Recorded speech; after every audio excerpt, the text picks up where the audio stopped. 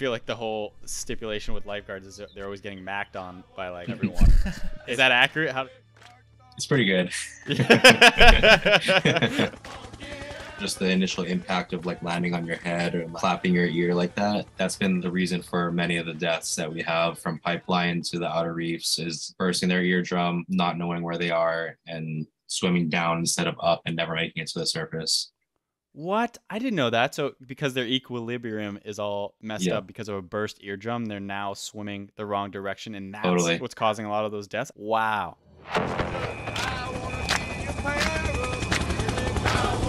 Welcome to another episode of Rescue Mindset Podcast. I'm your host, Cody Wright, joined by the host, Vince. What's up, Vince? What up, dude? We have a sweet guest on today. He's a North Shore lifeguard, grew up in Hawaii. Interesting fact, he went to college for one semester in Humboldt, where I live right now. Kind of random, but I guess he played football there. He's a jacked Hawaiian dude. Yeah, and he's a beast in the water, surfs big waves, and lifeguards at Waimea. Yeah, before we get into the episode, let's just talk about what we got going on, especially your coaching program, which is up new and up on our page as of now. Yeah, so this goes back to a couple episodes ago when we talked about the certified strength and conditioning specialist certification that I got. So I'm just going to start bringing on different students. If you want to work on developing, your strength and conditioning in any facet of training, in the pool, on land, all those things, water confidence, anything related to training for, rescue swimmer, any of those elite military roles, lifeguarding, whatever it is, I'm going to take on basically one-on-one clients, and we'll basically get a baseline of where you're at. So we'll do a little questionnaire. I'll just figure out what your baseline PT numbers are, and then we'll start building a workout program. Basically what you'll do is you'll sign up for 3 months, and that's going to basically give me enough time to put you through one training block. And if you want to continue from there, you can keep going, but you'll have a baseline 3 months after you sign up and start working with me. I'm not sure how many students I'm going to take on, because it's going to be like quite a big time involvement on both of our ends, my end and your end, if you sign up. So I'm not really sure how many people. It's not going to be that many. And I definitely want to start on the lower end, so I don't overtask myself and I can't give enough attention to each student. Yeah, so just go to the sign up page. It's on our website, rescuemindset.com. We're going to have our own tab for it. So under coaching, and then you click sign up, and there'll be a little questionnaire you fill out, and then I'll get in contact with you. Some people that are interested in signing up are also wondering, can we pair it with your other programs, especially like the educational ones? Can you pay in Bitcoin? No. Oh, yeah. Yeah.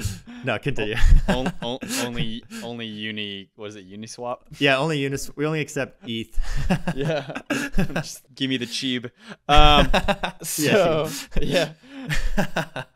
So it could behoove you to take coaching and take some educational courses that we provide, especially like the Hold Your Breath or the Perfect Form Masterclass to really master your swimming technique. But as far as taking like a Win the Day, that's a specific training regimen, then you should put that on hold to either commit to the coaching and do that at a further date.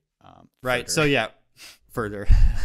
So we have 2, I guess you would say, lecture style programs: How to Hold Your Breath course, and then our Perfect Form Masterclass. Those 2 things you can take while doing workouts, because there's no workouts involved. But Win the Day, Train like a Rescue Swimmer, 1.5 mile run, all that stuff.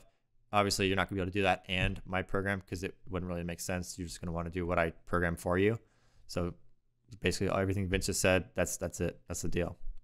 If you're training to become a lifeguard, or you're simply interested in learning about ocean rescues, about swells, about life-saving methods and rescue procedures, then 𝐷 who is renowned in the lifeguarding industry, is actually putting on a course for us that will be out in the next couple of months. He's currently working on it, and he's through a lot of the chapters, so that will be coming out in the next couple of months. So if you're interested, whether you want to be a lifeguard or not, or you're trying to train, because we'll have a whole physical development part of it, an 8-week training program, physical training program as well included in the course, then please subscribe to the Rescue Swimmer Mindset newsletter, and we'll let you know when the sales page is on, and we'll have a pre-sale that's on sale, so you don't want to miss that. So please just go to the website, rescueswimmermindset.com, click on subscribe when you first log in, and we'll send you an email to get that training. So again, this lifeguard training put on by 𝐷, a 45-year veteran in the lifeguarding community.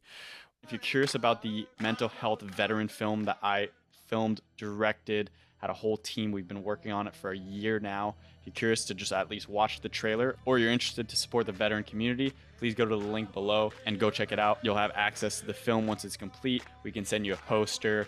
There's all these perks if you wanted to contribute, on top of you simply helping to raise awareness for the mental health community. So, all right, without further ado, our guest, Joey Cadiz.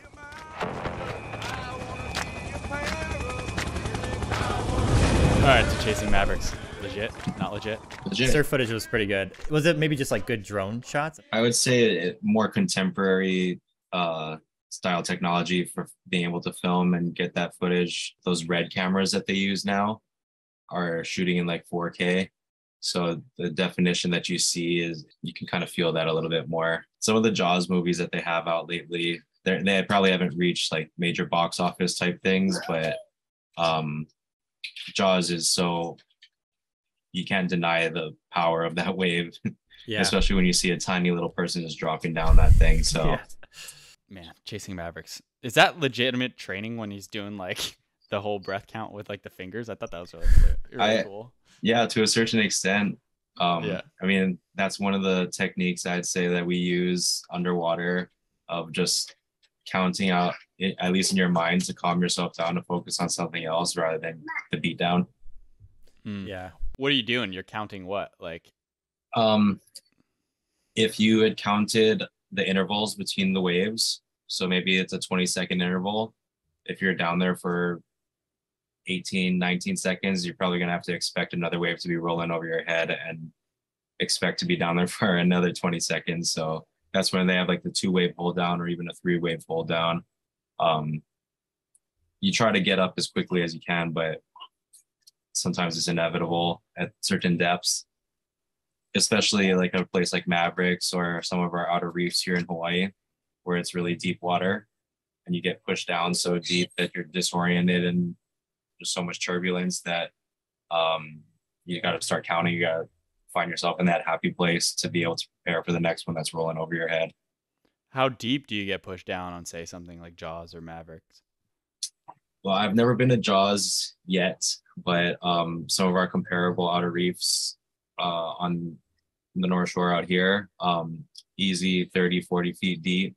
And I've hit the bottom, touched the bottom with my butt, or then rolled to the bottom and push up. And you're fighting your way back to the surface. Even with flotation vests and all that kind of stuff, you're a tiny little object in the mass of the ocean. So 30, 40 feet deep, like, are you decompressing your ears? Are you actually equalizing as you're going down, or are you just sucking up the pain? It's so instantaneous. Like, a lot of times you just get like sucked back over the wave, and when it drops you, that's when you're getting to that depth. Your board and your leash are pulling you one way because that board is so buoyant, it wants to go to the surface automatically, but you're attached to it too. And for me, I'm a little heavier set than some of these other surfers that we have. I have a background in weightlifting and powerlifting and all that kind of stuff, so I have a little bit more density to me. So flotation definitely helps, but it's more so just for you to orient yourself with where the surface is, because it's so deep and dark down there, with white bubbles and all that kind of stuff. It's really easy to lose track of where top and bottom is. So you're probably not going to be able to equalize at that point. The pressure and equalization is probably already there in your ears and you're feeling it. And that's like the last thing on your mind is equalizing. Because even in that in itself, putting that pressure, like, you're going to deplete a little bit of your oxygen that you might want to save for getting to the top again. Nevertheless, I feel like 40 feet deep instantaneously like that, you could burst eardrums, right? Totally. Yeah. And that's how it happens a lot. Or just the initial impact of like landing on your head or landing and clapping your ear like that. That's been the reason for many of the deaths that we have from pipeline to the outer reefs, is bursting their eardrum, not knowing where they are, and swimming down instead of up and never making it to the surface. What? I didn't know that. So because their equilibrium is all messed up because of a burst eardrum, they're now swimming the wrong direction, and that's what's causing a lot of those deaths. I did not know that. Wow. And one of the most recent ones was a little bit before the flotation became so available for people. There was a story of a place outside of Waimea called Alligators. is a big wave spot that a guy named Kirk Passmore was surfing without a shirt. He probably could have worn flotation, but just like a regular surf session, but in big giant waves, probably 30, 40-foot waves. And they saw him take a wave on the head, and it sucked him back over. And the skis were trying to get to him because his board or his leash had broken. And the last time they saw him was he was on the surface, but still his feet were kicking up and he was still swimming down. And this is how we kind of over time become to realize that his equilibrium, they never ended up finding his body. They only found his board. But that's what they thought was because he was disoriented. He was at the surface already, but he couldn't figure it out and was still going down and was never seen again. You're saying his feet were seen above the surface? Yeah. The kicking. Yeah. Yeah. Wow. And it's pretty damn hard to, they say you can blow bubbles and look at where the bubbles go, but when you don't have a mask and all this like whitewash, forget about it. And you're in panic and there's like no way. Yeah. And you don't want to deplete your oxygen to blow bubbles to try to figure it out. Like forget about it, right? Yeah. Damn. Is there any solution to this? Helmets. I mean, some helmets cover your ears to a certain extent, but even the guys that wear the helmets will hit their head at pipeline, and same thing in a shallow reef like that, just be so disoriented that you're forced, you have to be grabbed by somebody else. Usually, hopefully your board is hanging on to you and they can find you through that. Just your board floating. We usually call it tombstoning. Now, is there a culture of wearing helmets is not deemed cool, or what's that like in the surf community? I think because it's made such a positive impact lately. And even I think the WSL is starting to embrace it more, especially at a place like Pipeline. There were talks about for the contests having everybody wear a helmet at Pipe. I don't know if that's actually going through yet, but concussions and all those kinds of things are starting to be more prevalent in the surf world, or at least starting to be noticed more. Guys have probably had them countless concussions before, but are totally unaware of it. And now that it's being brought to light, there's being more research being done on it. So when you're lifeguarding, are you mostly manning Pipeline? I'm specific to Waimea Bay. Okay.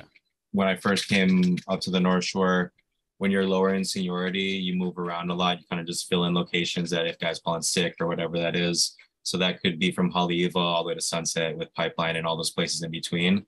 But now that I've kind of gained my seniority, I enjoy big waves. I enjoy big surf, and I enjoy Waimea. That's my favorite place to surf.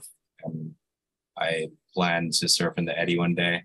So that's kind of my spot. What's the eddy? The eddy is probably the world's biggest big wave surf competition. Waimea was like the mecca in the beginning for big waves when that whole scene of big wave surfing started. Waimea and 𝐻𝐻𝐻. 𝐻𝐻𝐻's on the west side of Oahu. So Waimea, the first lifeguard ever was 𝐒𝐤𝐢𝐬𝐷 at Waimea Bay. And I don't know if you guys have heard the story of 𝐒𝐤𝐢𝐬𝐷. He was a great waterman, an awesome big wave surfer, and military prevalence is pretty common at our beaches because we have a lot of military personnel here stationed in Hawaii. And Waimea Bay, being a big, beautiful white sandy beach, in the summer or the winter, is a perfect place that people want to go and gather. And there were ending up being lots of drownings, lots of accidents, not only military, but local people too, especially in the surf season. But there was a need for a lifeguard tower and a person to be watching over that place. And 𝐒𝐤𝐢𝐬𝐷 was deemed the first person to lifeguard Waimea Bay. He ended up surfing in some of Hawaii's biggest competitions in that time, and just was like a true star for Hawaii and as far as surfing, because a lot of the surfers that were hot in that time were from Australia, for California or Florida. And it was cool for Hawaii, especially with Hawaii being the birthplace of surfing, to have its own star that really shined amongst everybody else. Unfortunately, later on in Eddie's life, after lifeguarding, or I think he might have still been lifeguarding, but he was asked to join a voyaging canoe that for Hawaii, voyaging using the stars and navigation through basically everything above us with the winds, the clouds, stars, seeing the different movements of the ocean. That's initially how the Hawaiians were able to inhabit the Hawaiian Islands. And it's been talked a long time about people didn't think that Hawaiians or people were able to navigate in this way. So in the time of 𝐕𝐤𝐈𝐋𝐿, they had rebuilt a traditional navigation canoe. I want to say they had just under 20 people on the crew, and their plan was to sail from Hawaii to Tahiti without a compass, without any kind of technology, and just using the old traditional style of navigation through the stars.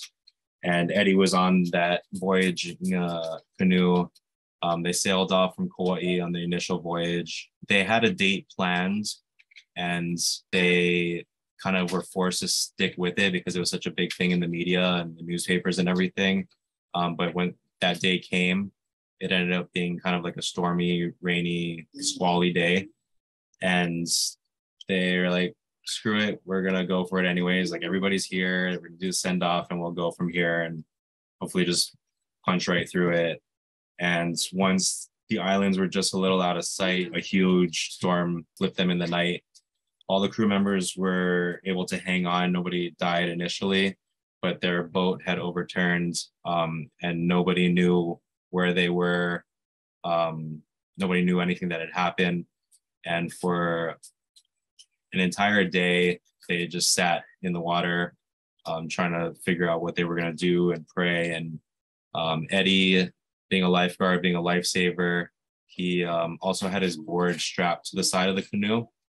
And being the person that he was and the selflessness that he had, opted to tell the crew to stay there and that he was going to paddle back to the islands to save everybody or to get help. Unfortunately, he left and was never seen again. And people have come up with all kinds of things that had happened to him. So it's to each their own, but we just believe that he's out there watching over all of us now. Wow, that's an incredible but that's story. basically 𝐕𝐤𝐈𝐋𝐿 in a short snippet. Yeah. Yeah. Also a movie itself, you know? Yeah, they've done a couple little things about it. ESPN, I don't know if you're familiar with the 30 for 30 documentaries that they do. Yeah. If you type in 𝐕𝐤𝐈𝐋𝐿 ESPN 30 for 30, there's a really good documentary that is able to articulate much better than I just did with the actual story and people that were there. But just that in itself, I had heard that story when I was a young kid. Growing up, Waimea was always a place that was special to me, not only because of Eddie, but just it was a place that welcomed me. The ocean welcomed me in a way that I just felt I had a connection to. So that was always a special place. And lifeguarding there now, I try to honor his legacy, along with all the other lifeguards that were around his time and everybody that's done a great job at Waimea. So it's really important for me to be there and to try to carry on that tradition. Now, would you say this was kind of what got you into lifeguarding, or this story was kind of what piqued your interest for that career path? Somewhat. I was in my master's program at the university here, and part of my program, I had taken on teaching young kids in the community how to surf on the North Shore. And this was like a way for kids to stay out of trouble, that weren't necessarily in other sports teams, but just to give them something, like mostly coastal kids that were able to engage with the ocean. And I had probably about 20 to 30 kids, and it was just me by myself. And this was part of my program and stuff, but it was a kind of a big responsibility.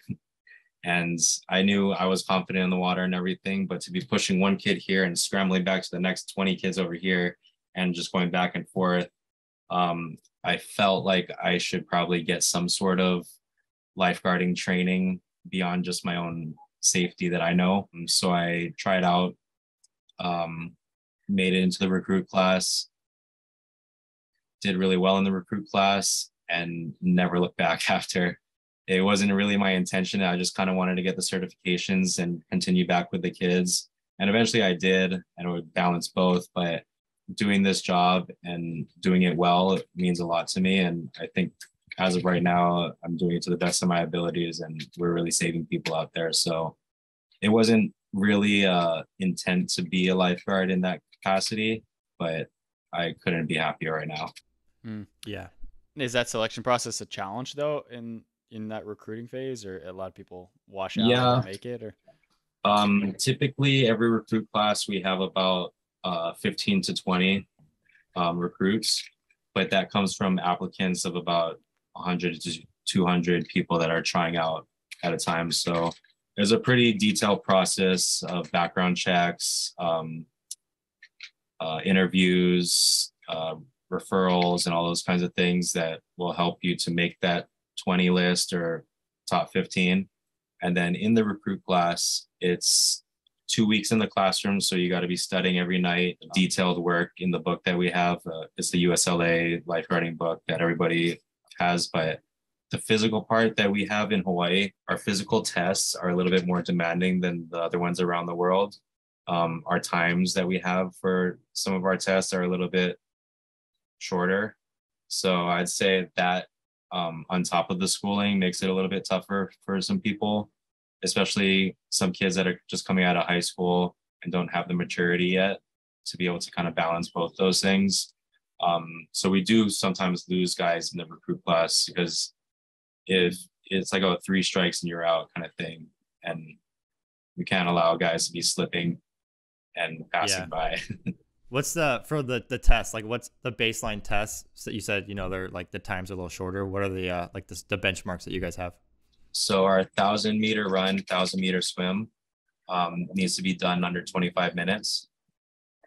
I want to say around the world it's maybe 30, something like that, or maybe even a shorter course. And this is open ocean, not in a pool. Right. And then we have our sprints was a 100-meter run, 100-meter swim, 100-meter run under 3 minutes. Okay. And then a 400-meter paddle under 4 minutes. Okay. So what's a paddle on, like a surfboard? On the rescue board. Oh, rescue board. Yeah. Okay. So that too in itself can kind of throw some people off, even though they think they're surfers. Being on a rescue board that's 2 or 3 times as big as a regular surfboard. Guys don't understand how to turn those things around or move them efficiently. And that's a whole technique in itself. So we'll lose guys because of that too. Like even in initial tryouts, like that's the last part of the test. So guys might kill the run swim run, and then comes to the paddle board and they're paddling on the front of the board, the tail is up, and they're just like not making it. Yeah. Yeah, those boards are pretty massive. So yeah, definitely they're heavy. Yeah. At what point does like Zac Efron start to do like the pegboarding? Like what phase is that? We don't speak of him. Yeah. How did that resonate with the lifeguard community? The Baywatch film. Unfortunately, so the original Baywatch, that kind of tainted a not so accurate picture of lifeguarding because it was so sexy and all the drama, and like basically the Baywatch lifeguards were cops in a certain way. Right. And that's definitely not how it is, especially here in Hawaii. So honestly, like a lot of our older guys, our more senior guys that were around in that time, because it was filmed in Hawaii, and even the more recent Baywatch with The Rock and Zac, it was done a little bit better, but it still doesn't paint the picture accurately of what we're really doing, because a lot of the things that we do are they're not like really highlighted. A lot of times just talking to people, preventions that we do on the beach and educating people, that's the real rescue right there. That's where we're really saving lives, is just putting it in their ear, putting in their mind, hey, maybe don't take your kid down there. Oh, why? Well, the waves are coming up to here, you see the smooth sand, stay where the footprints are and you won't get swept off the beach. And just those kinds of little things are really what lifeguarding, I think, is about, on top of the rescues and stuff. The rescues are after the fact. Those are going to be inevitable always. But by preventing people in the first place, that's always our number one priority. And it's hard to really show that as a part of lifeguarding. You show The Rock going and talk to a bunch of people, there's going to be jaw dropped and googly eyed. Yeah. I'm curious though, like in my youth, I was always a prankster and, always try to push my own limits. And I was certainly confident in the water. I would often go out to these like places where the surf was pretty aggressive and go out where like when there's like no one out there and there's lifeguards on the shore. And I was always curious because they never came out to get me, even though sometimes I probably looked like I was struggling a little bit, but like, and even maybe in my youth, I was maybe faking like I was like having a struggle, but I was fine. How do Yeah. you guys actually gauge that? Because again, they never came out to me, so Yeah. I was kind of confident, but I don't know.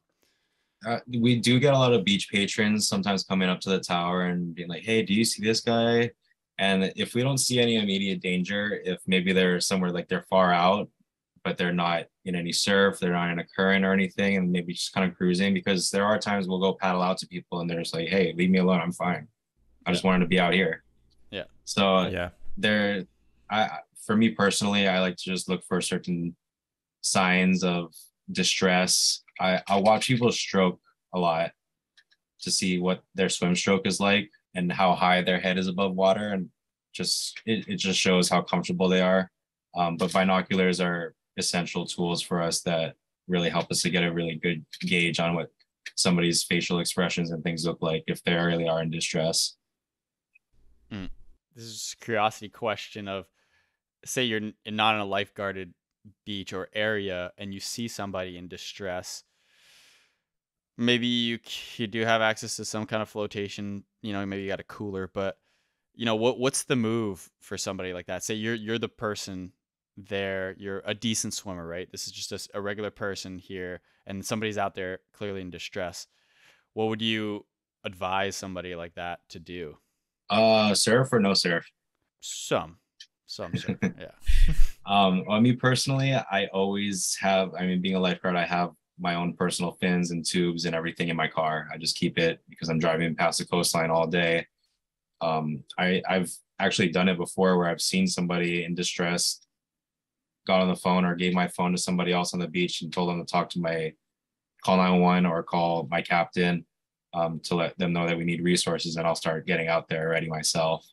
If I'm able to speak to the person, like if I'm on a cliff or something, yelling out to them, staying on your back and conserving your energy until help gets there is always the best way. But you just want to keep them calm and absolutely not panicking. Let them know that we try not to say you're going to be all right, because we can't promise that until we're there. Yeah. But just words of affirmation that resources are coming. We're going to get to you. Hang in there. Stay on your back. If there are waves, we like to say whitewater in. Waves will help push you in. But if it's dumping kind of waves, then we'll obviously try to tell them to stay outside, wait for the jet ski or the rescue board to come. And yeah, it's kind of just survival on your own without panicking. Yeah. And then, so say like you have a surfer, not a surfer, but someone on the beach gets kind of out there in the white water, and then say they get kind of sucked in, like hits on the reef or something, and they have like some sort of medical issue. Do you guys have certain medical training? Are you like EMTs, or are you basic life support, all that stuff? Is there a certain medical requirement? We have basic life-saving skills. Yeah. The tools that we don't have more than oxygen, so we're not applying any kind of drugs or anything or injecting anybody with anything. Some of our guys are EMTs and they're trying to push more towards us getting certified as EMTs, but I would say unless we're getting the tools that they have in an ambulance and stuff like that, our basic life-saving skills of applying pressure to reef wounds or lacerations to the head and all those kinds of things, we're pretty much able to save everybody that way. Our CPR is a little bit different than the American Heart Association and Red Cross is, where we're focused in high performance CPR. And that is something that you can do essentially on your own if you're by yourself. And that's just focus on compressions. And I think that's kind of becoming more universal for everybody. So that's kind of just our way of response, especially for by ourselves. Yeah, and you're always going to be somewhat close to having an ambulance. Yeah. Since you're on the North Shore, there's plenty of road access and stuff. Yeah. I forget who I was speaking with about like water-based CPR. What's the approach if you don't have any type of flotation? Is it possible to do CPR on a patient or survivor? We have several instances. Like, we're not training guys to do it because we just want to get them into the beach on a hard surface and able to do it. But guys have been pumping on people on the back of the sled of a jet ski because it is somewhat more buoyant and it's attached to the ski. So there's still going to be some movement because you do want those chest compressions fully in and out. But that's a start. If you're on the back of the ski with somebody and you got your driver coming in, try to get a couple compressions in. But it's not really something that we do commonly or really train guys in. I just wonder if that's ever something like in a scuba diving instance, say somebody hits cardiac arrest, they somehow are able to resurface safely and then start, or even doing compressions. Well, no, you need an open airway, but I'm just saying, like, somehow there's nothing around. I wonder if you can, like, if you have enough flotation on you, just like almost hug somebody and do like a reversed compression. That sounds a little unrealistic, but maybe. In the ambulances, I don't know if they have in your guys' areas. I don't know what the machine is called, but it does chest compressions for you. Yeah. Yes. Yeah. And I know they're pretty expensive, but if people are able to have that, I would say that'd probably be the best bet. Yeah, but that's certainly a large contraption that you wouldn't be scuba diving with. Just hanging out with. Yeah, it's not gonna be around. Yeah. So what's kind of the biggest challenge of your day-to-day duties as a lifeguard working in Waimea? I'd say it changes seasonally. So in the winter times, obviously we have all the surf and all that type of action. And then in the summer right now, it's completely flat, but that makes it more enticing for people that maybe aren't so water oriented to get in the water for jumping off the rock, snorkeling, going out past distances than they would normally in a pool if they can't touch the bottom with their floaties or whatever. So Hawaii is a major tourist destination. In the wintertime, the tourists that travel here are usually a little bit more water savvy, more surfers and those kinds of things. So we will have more surf type rescues, people getting in over their head, especially on a rising swell. But then in the summers, we have people choking on their snorkel or those new ninja face mask snorkels. Those have been horrible. Really? Why? Has a valve and you suck in water one time and then it's all in your face and people panic and they can't get it off. It's pretty bad actually. Like, that company needs a little talking to, but they're probably making millions off of it. Wait, so just to clarify, and for my own clarification, the ninja mask, that's like the full facial mask with like a snorkel that comes out like you're an alien or something, right? Yeah. Okay. There's no way to equalize. You can't touch your face. Everything is just right there covered. Right. So you're saying the valve somehow like doesn't work efficiently, and sometimes you just actually suck in the water. Yeah, a lot of people. And then you purge it. Yeah, and you immediately can't see. Not also, like a J snorkel that you can just expel that easily, or even if there's a little liquid in there, and just a little bit of salt catching somebody in the throat that's never drank salt water before, they're in complete panic, complete shock, slapping the water, climbing the ladder, and that only takes a minute or two before they're starting to actually go down. Oh, wow. Yeah. Huh. So yeah, the dynamic, we're constantly saving people still. There's a rock at Waimea that in the summertime, people have been known to jump off of. It's about 30 feet up. And you have people or grandmas that have never jumped off of anything in their life and land flat on their back, land on top of somebody, girls jumping together, holding hands and landing on their friend. Jesus. It's nonstop. Yeah, I used to be stationed in Hawaii myself, and I never actually made it out. I don't even think I ever actually went to Waimea Beach or did that jump. Everyone goes there. Yeah, I would always go. Yeah, just keep going, pipeline or whatever, wherever, free dive and whatnot. But so, what's one of your most challenging type of rescues that you've encountered personally? Every season, I'd say there's something out of the ordinary that stands out. But I'd say 2 seasons ago, we had kind of a irregular rescue that wasn't necessarily at Waimea Bay. It was just outside of Waimea Bay, about a mile away. It was towards the ending of the day. The surf was on the rise. It was about 25, 30 feet. It was big. And we heard over the radio that there was a snorkeler in distress, and nobody snorkels in 20-foot surf. Like usually anybody, even if you're not a water person, you see waves that are coming at you that large, probably doesn't mean that you want to go in the water. Especially in this location that it was on the 𝐒𝐰𝐢𝐦𝐦𝐿 side of Waimea, and there's a rocky coastline that comes around before you go around the bend at Waimea Bay from the jump rock side. And this guy was snorkeling or attempting to snorkel just outside of that rocky zone. Like there's huge boulders that you had to scale down to go out to get it, or to get into the water. White water rushing up all over the place. There were people that were yelling at him not to go down. We have video of it and stuff. And I had known a couple surfers that were trying to tell him, hey, bro, don't go out there. It was a military guy. He might have been drunk. But it was a frantic call on the radio. And I knew that our jet ski resources were just showing up the pipeline, which is 3 miles away, because guys were starting to surf pipe. And that was kind of like Waimea and Pipeline were the only places to surf that day. It was just that type of swell direction. And since Pipeline's such a gnarly place, our resources went over there. And between me and my partners, once we got the call on the radio, and the call goes to everybody that has a radio, so it's not specifically to us, but I heard it on the radio. My partners were there with me, and I was like, hey, we're the probably closest ones to getting to this guy right now. I'm going to try to run for it. So worked it out with my partners, grabbed my fins and started running out the parking lot, up the hill, and almost a mile away, I'm going to go to get this guy.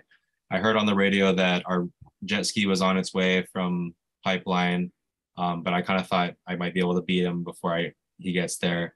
And then our trucks, our mobile responders on the trucks were also coming around. But at the time, end of the day, around that time, traffic is unreal. It's very difficult to get a vehicle, even with your lights and sirens going. And halfway through my run, like I'm in lifeguard uniform, and thankfully people on the North Shore kind of recognize that. And this guy in a pickup truck was like, hey bro, what, you got something going on? And I was like, yeah. I told him where it was, and he's like, jump in. I jump in the back of his truck. I'm trying to catch my breath and like mentally prepare myself now for what I'm about to go into, because it was big. Like it was scary, unpredictable type situation. And I kind of just was going off reaction. But just thought that, hey, even if I could just get eyes on the guy, I could be able to locate when our jet ski gets there. When I got there, the guy has disappeared. All the beach patrons at that area were saying like he went behind these rocks and he disappeared. We couldn't find him anymore. And I proceeded to go down the rocks. There was a guy that was attempting to go out there on a boogie board and turned around because it was just too crazy. And as I was going down the rocks, putting on my fins, getting into the water, I see our jet ski guy pulling up, and I'm swimming out to go find him, or just to start looking around in the surf and start going down. And eventually I see our jet ski come around and back up to a rock. And the guy was just flung between two rocks, like kind of stuck pinned there. This is according to the guy on the jet ski. And basically he was all bloody, his fingernails, everything just from clinging on, zero life left in him, but he was hanging on, just last bit of energy, and waves were coming, a whole nother set was coming. And it was his last effort. And the guy on the jet ski told him, just jump on to the back of the sled. And he did. And at that moment, he was just able to get him away from the rock so that the ski didn't get hit. And I was just making my way right to him at that point. Secured him on the back. He was lifeless, throwing up, blood everywhere. There's different sounds that come from people, not to be funny, but noises that come from people, especially in like their last breaths of life and in those moments. And this guy was like dry heaving whatever he had left in him. And we had to take on probably 8 to 10 waves. A big guy, and I secured him on the sled, but our jet ski driver executed it perfectly, navigated through the rocks, and we had to go back into Waimea Bay because that was where the ambulance and our other resources were going to meet us. It was too rocky of a coastline to get him on shore over there. So we flew in to Waimea to beat the shore break in, beached it straight on the ski, and we didn't have to do compressions or anything. He was alive, swallowed a lot of water, and EMS was right there to kind of take over at that moment. So I didn't get too much information off of him after, but he was a military guy, and I'm sure he's pretty embarrassed about the whole thing, especially after being told not to do it. But that was probably one of the most personally like life-threatening for me. Just in that zone where we were, it was a really dangerous place, and for our jet ski driver to navigate that way, and for us to secure him on the back of the ski without losing him was pretty incredible. So we ended up actually getting an award from the city and county of Honolulu for a heroic rescue in that circumstance. But I mean, this is just our job, and these are the things that we do every day. It just happened to be a little bit gnarly of a situation. Yeah, that's an amazing story. What's the jet ski doing as far as timing the waves coming into shore? Like you're just gauging it, throttling back, speeding up. You want to, if it's big and the waves are moving, you're pretty much just riding the back of the waves up to the beach. But there's backwash. It depends on what the slope of the sand is like, especially for us at that time. We don't always beach the ski with people on the back because it can be dangerous when you hit the sand and whatever. But in an emergency situation, you need to get somebody up there as high as you can and away from the surf. That was a necessary situation, and we were able to do it. But the jet ski training, that's a whole nother recruit class that you have to go into. I am not a jet ski operator. You have to serve a certain amount of years as a full-time lifeguard before, and then you have an opportunity if you want to try out for the jet ski operation course. And it's an in-house thing that we do, but it's much more grueling than the typical jet ski operation, because they force you to do it in the largest surf. And yeah. And you have to be a high-performing lifeguard to get that position typically, or is it just you try out and if you're good, you're good? Well, yeah, you try out, and then there's like a 6-week program that you're in, and a lot of guys get booted in that program. So it's maybe 5 guys, 6 guys a year that'll get it. I personally haven't tried out yet. I really like being on the beach, especially at Waimea. There's a different dynamic when you're in the truck as a mobile responder, compared to as if you're in the tower. And I just prefer to be on the beach, engaging with people in that capacity. The guys in the truck, they don't do too much engagement because they're mobile. They do the hardcore rescues or far out rescues, or even the silly rescues of a raft getting blown out super far away and retrieving that before somebody calls it in as a person out there. Yeah. You're working in the tower, and I know it sounds like you're a married man, but you know, I feel like the whole stipulation with lifeguards is they're always getting macked on by like everyone. Is that accurate? How does that go? It's pretty good. You get a good amount of attention, I'd say. Yeah. Yeah. Just sitting in a tower. Would you say that incites a lot of younger folks to enter that career path? You think that's like a big selling point, or what? You know, I try to for the younger boys. Yeah. And let them know that that's a part of it. Yeah. But having the lady skills and having swimming skills are totally separate things. Amen, Totally. brother. Yeah. I think it's the same for being a rescue swimmer, right? You could, sure, you could have a cool career, but that doesn't mean you know how to talk to the opposite sex or the same sex, however you're steering. But yeah. So totally accurate. Yeah. Now, for this specific rescue, though, what was this man's reaction to y'all saving him? Was he communicative or? Nothing. No. Even when he was in the ambulance, they couldn't really get anything out of him. I think they barely got his name. And then I tried to follow up with our PIO that does like all the public engagement and everything to follow up to see like if he was all right and what had happened. And he was released from the hospital that night. I guess they just kind of like cleaned him up a bit, and just John Doe kind of disappear guy. Yeah, it tends to happen. That tends to happen a lot in search and rescue, I think. Yeah. It's actually pretty crazy. We joke about it at the tower a lot.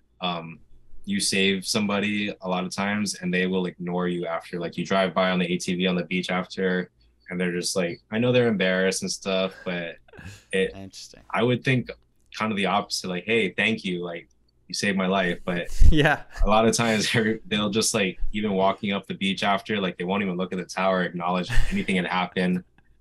Really? It's kind of That's unreal. crazy. But then there are people that are very thankful, and especially parents, if you're grabbing their kid, even if it's just in the shoreline and stopping it from becoming even worse, they're much more receptive and thankful and wide-eyed, like, oh wow, that could have been really bad. Yeah. I'm guessing you deal with all these like different humorous type of cases as well. What's like one that kind of stands out as something that was a little ridiculous that you or a colleague had to respond to? Unfortunately, with July 4th coming up, that is always a hot day for some kind of random craziness, especially at Waimea Bay because it's flat right now. There's all these boats that come in. We'll see probably about 40 boats, like from sailing boats to little motor boats, fishing vessels, whatever. And that mixed with alcohol and people on the beach trying to swim out, jump on their boats, and mixing crowds. There are always fights. And a few years ago, a guy got the captain of his own boat, had a party that only girls were allowed, just bringing girls off the beach. And a couple of the boys wanted to get on and knew some of the girls too. And captain said no, and captain got punched in the face and knocked out on his own boat. And we had to go out and get him back to the beach, get EMS rolling, and pretty much just kind of keep him out of the scene, get him on oxygen. Those kinds of silly things are pretty common, actually. Wow. Yeah. Yeah. I mean, like, Hawaii is kind of renowned as territorial as far as like the surf community goes as well. Yeah, like with localism. Yeah, and then like certainly the locals with the military. I mean, there's so much like of a white. I mean, they took over the island, and like the history of that is pretty incredible. And like, do you respond to a lot of the violence that ensues because of that?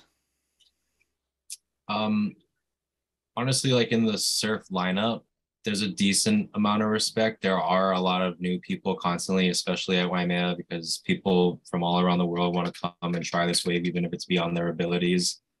Just like Pipeline too. But I think very quickly the ocean will tell you otherwise.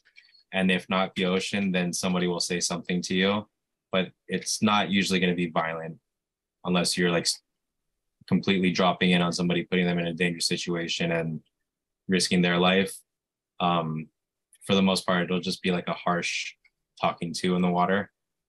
But in that same sense, like me being a local boy from Hawaii and watching over everybody, I do try to still establish that there is respect in the lineup and educate, especially like the younger kids. Like, hey, don't be turning around on every wave and paddling for every wave. Just because you got the youth on your side, you can do circles around us. There's guys that have been putting in years and years, generations, 60-year-old guys that are still surfing out there that can do it and have done it way better than these kids have, and just need to be a little bit more respectful of those kinds of things. So that's a little bit more on my own personal, because I like surfing and all that kind of stuff that is beyond my job, but I think it's just as important at the same time to just let people know that this is still very much a respect, and that's how you engage the ocean and one another. Yeah. Cody, have you ever encountered like any like surfing experience like that? I mean, I haven't surfed really. I've surfed once in Hawaii when I visited like a couple of years ago. So I haven't, and it was like mainly just, it was like Waikiki area. And then I surfed a little bit on the North Shore. I don't remember the beach though, but it wasn't like at Pipe or anything. So nothing crazy like that. But yeah, that's like pretty standard in the surf community. Just respect the lineup and do what you're supposed to do. That's pretty well known pretty much anywhere you go. Yeah. Yeah. I remember witnessing a pretty interesting incident when I was there. I'm just in the lineup, and I'm a terrible surfer. I just liked actually getting pummeled because it was a good water confidence training for me. So whenever I knew it was a piece of shit wave that would crush everyone, I'd be like, all right, I'll take it. I'll take it for this. Close out. Yeah. Nice. Yeah. So anyway, I'm just like hanging out in this lineup, and this woman, I guess like there's somebody takes a wave, and I saw that this like thin, I don't think she was local. I think she was a white woman. She was like fairly thin, and she claims that this guy cut her off, but clearly not. Like he was in the right spot, and she was just having a time, and like she's like cursing, and this guy comes back to the lineup, and she's like, "You took my wave. You have no respect." And she like, we're all like, "No, he didn't. No, he didn't. Shut up." And like, and she's like, "I will destroy you." And we're like, "No, you won't." But then she paddles over to him, and I've never seen somebody like smash with more power or more just gusto than this woman. She just starts taking her forearm and just starts smashing on this guy's board, and the guy's like being totally polite. She's just smashing away, and we're like, dude, she's gonna break her arm. Board snaps. She's able to smash the board. This thin woman, and we're all just like, what the hell is happening? And that's awesome. Everyone just kind of like shamed her, and then but all in all, the guy had to like paddle back in with or swim back in with a broken board. It's like, it was not a good day. But I was like, Jesus, I was like, the surfing community sometimes is a little aggressive. I've seen something like that before. Maybe not until the board is broken, but definitely like a hole is in it. Just somebody like saying something, "Oh yeah, you don't want to listen," paddle up, and instead of hitting them, at least they just put a hole through their board and get in. That takes some power. Like I feel totally. Yeah, like good luck. Especially in the water. Yeah, forget about it. I'm like, how do you, I don't know. Forget about it. So a lot of the folks that are going to be listening on this podcast are looking to do careers such as, these special forces type military careers, but also lifeguarding. What would you say to these future candidates, and how should they prepare, as well as things to keep in mind and potential struggles of being a lifeguard? It's a job that I take really seriously. I maybe didn't take it as seriously in the beginning because I wasn't sure I was going to be a lifeguard. I was kind of just going into it to get the certification. But I'd say once you make that first rescue and it's go time, that was one thing that I learned when I first came in. It's not a jog. It's not maybe. It's either go or don't go. And it better be usually go. And better to go and not have to really rescue. Like you get there and they're like, "Hey, I'm fine," than to not go and then all of a sudden they're gone. So that's something that I learned very quickly within my first couple of days of lifeguarding. But it is a very serious job. It's very rewarding, maybe not financially, but like being able to be that person to intervene between life and death, or even educating people that don't know anything about the ocean. It's a really good feeling to just make that difference in somebody's life. There was a article that came out a little while ago, just specific to Hawaii, that for a lot of tourists that come here, they don't have any engagement with any of the local people. And if they do, some of it, or a lot of times, it's only the lifeguard, meaning like we're the ones that are talking to them and having that discussion about safety or whatever it is that they're doing, which I think is kind of unique because there's a lot of people that come here. Yeah. And having people that will put that in your mind and let you know we're surrounded by an ocean out here in the middle of nowhere. Basically don't fuck around. Yeah. So it's the real deal. Yeah. As far as financials go, maybe like a Hawaiian lifeguard is not the person, but this article I read was an LA lifeguard. Yeah. That made 500. I thought it was $500,000 in a year. 500,000. 500,000. Right. And 250 of it was in overtime. Yeah.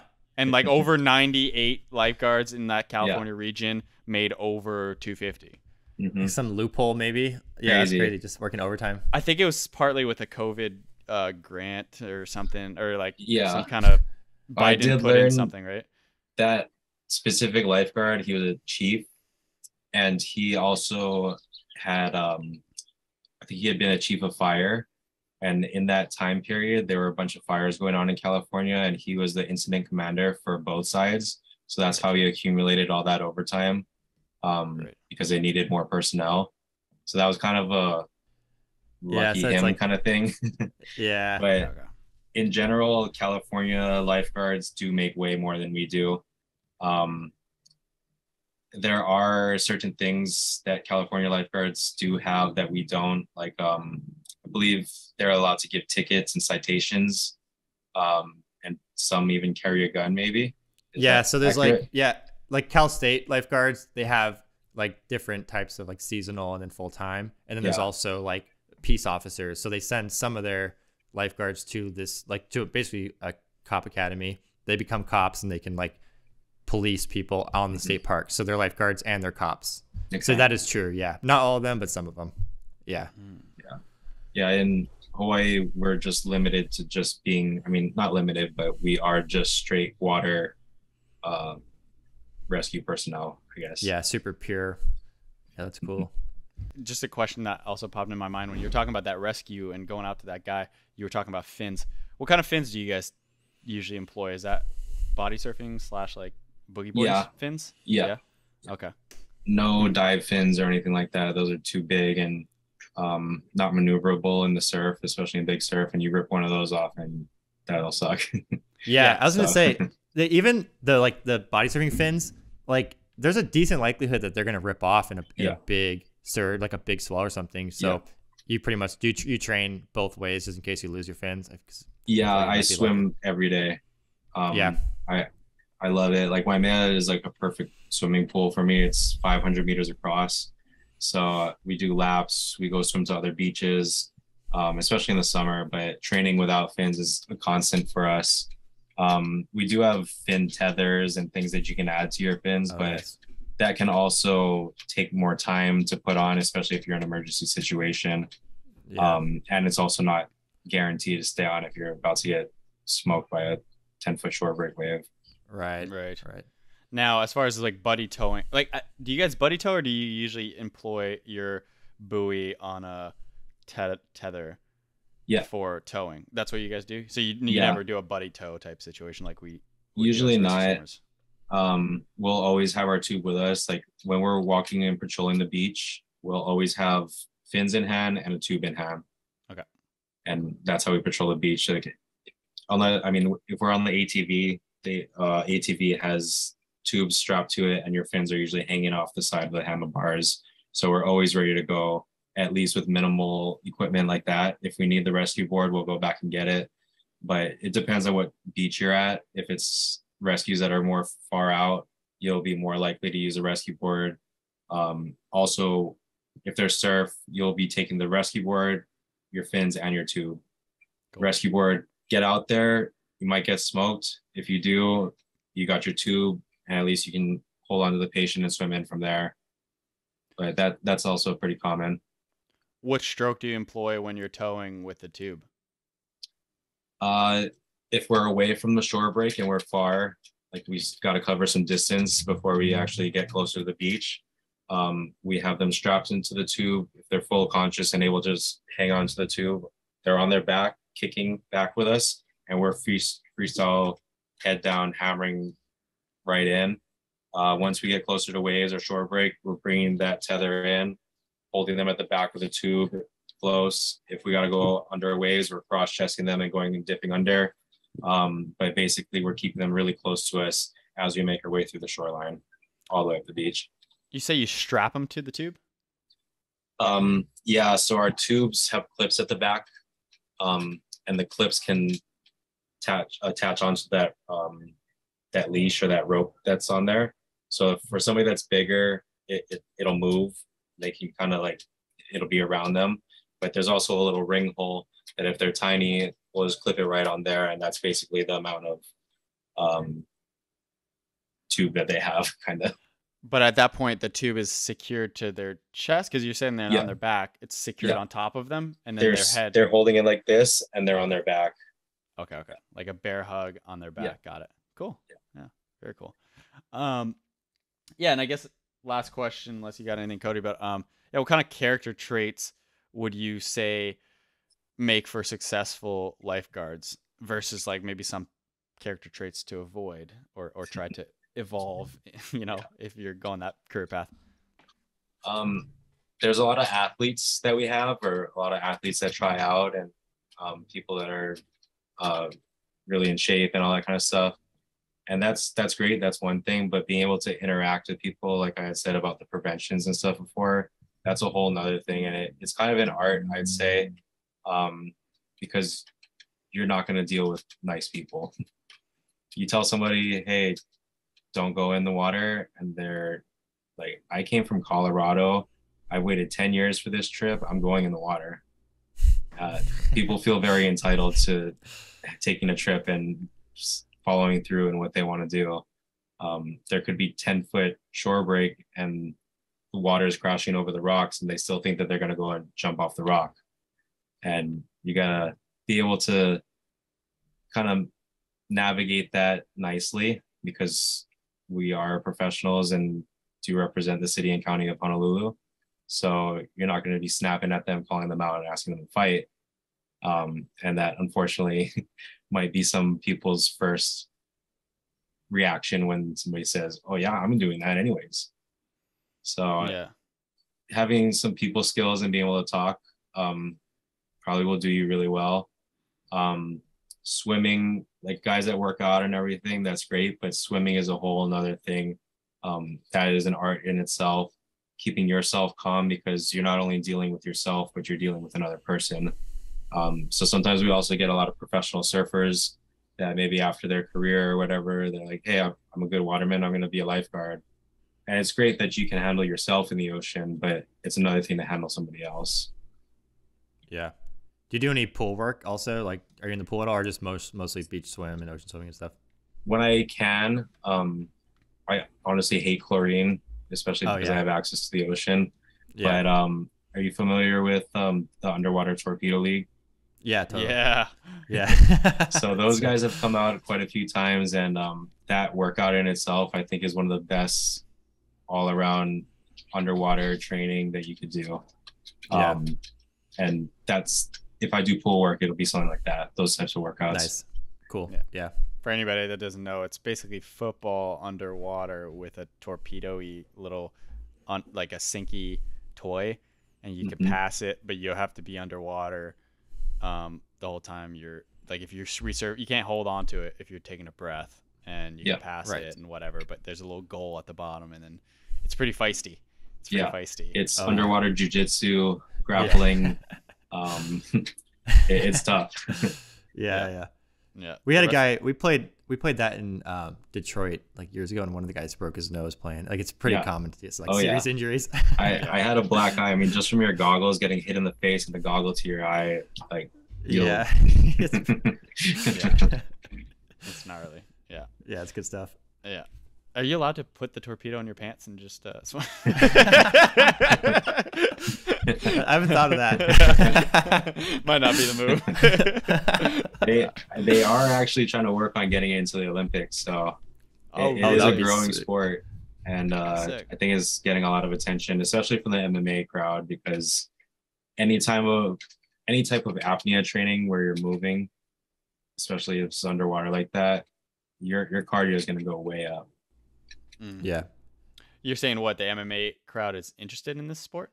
Yeah, it seems like they're recruiting a lot of guys, like fighters, just as little cross training to get in the pool, and it's helping them transition into the ring or into the octagon with their cardio.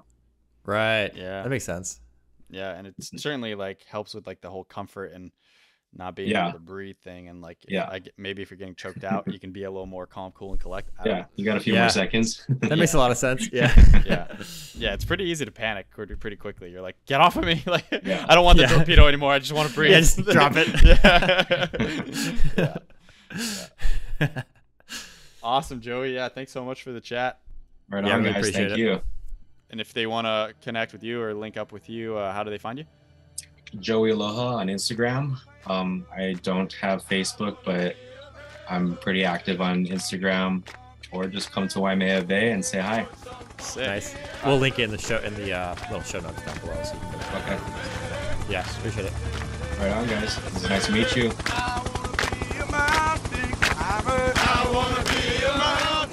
All right, that was Joey Cadiz. You can see his Instagram in the show notes. If you want to check out what we got going on the RescueSwimmerMindset.com, Cody is offering the private coaching for a limited amount of students and a big time commitment, but probably a great development for you, as well as the perfect form masterclass, because we were talking about swimming technique in this episode. So if you want to check that out, that's under courses at rescueswimmermindset.com. We have a bunch of courses and training programs for people training for lifeguards or for a rescue swimmer or a Navy SEAL, or if you're just liking the water and want to do some physical activities. Again, if you're curious about the mental health veteran film that I filmed, directed, had a whole team, we've been working on it for a year now. If you're curious to just at least watch the trailer, or you're interested to support the veteran community, please go to the link below and go check it out. You'll have access to the film once it's complete. We can send you a poster.